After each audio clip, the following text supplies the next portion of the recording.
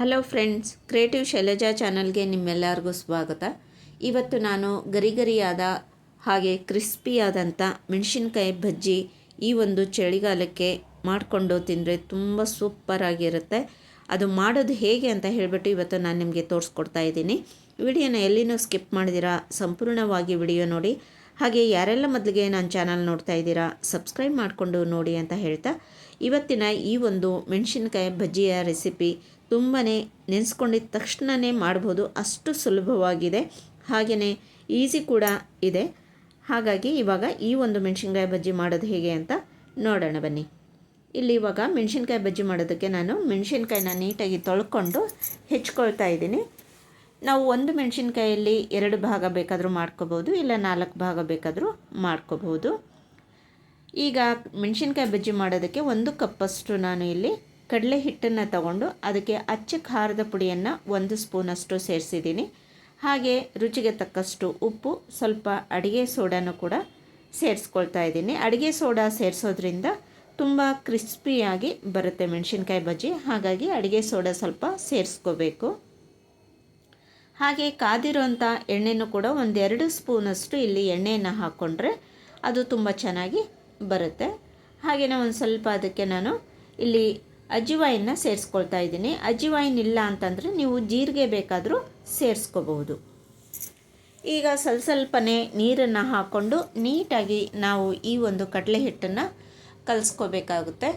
ಈ ಒಂದು ಕಡಲೆ ಹಿಟ್ಟು ಒಂದೂ ಕೂಡ ಗಂಟಿಲ್ದಿರ ನೀಟಾಗಿ ಚೆನ್ನಾಗಿ ಕಲಿಸ್ಕೋಬೇಕು. ತುಂಬ ತೆಳುವಾಗಿನೂ ಕೂಡ ಕಲಿಸ್ಕೋಬಾರ್ದು, ತುಂಬ ಗಟ್ಟಿನೂ ಕೂಡ ಕಲಿಸ್ಕೋಬಾರ್ದು.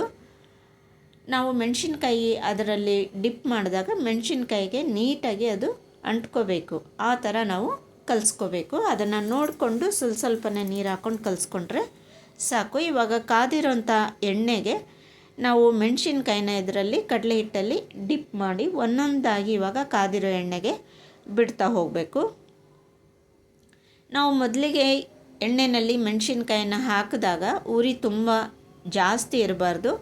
ಯಾಕೆ ಅಂತಂತಂದರೆ ಆ ಥರ ಜಾಸ್ತಿ ಇತ್ತು ಅಂತಂದರೆ ಮೇಲೆಲ್ಲನೂ ಕೂಡ ಸೀದೋದಂಗಾಗಿ ಒಳಗಡೆಗೆ ನೀಟಾಗಿ ಬೇಯೋದಿಲ್ಲ. ಹಾಗಾಗಿ ಸ್ವಲ್ಪ ಮೀಡಿಯಮ್ ನಾವು ಫ್ಲೇಮ್ ಇಟ್ಕೊಂಡು ಅದರಲ್ಲಿ ನಾವು ಈ ಒಂದು ಮೆಣಸಿನ್ಕಾಯಿ ಬಜ್ಜಿನ ಮಾಡ್ಕೋಬೇಕು.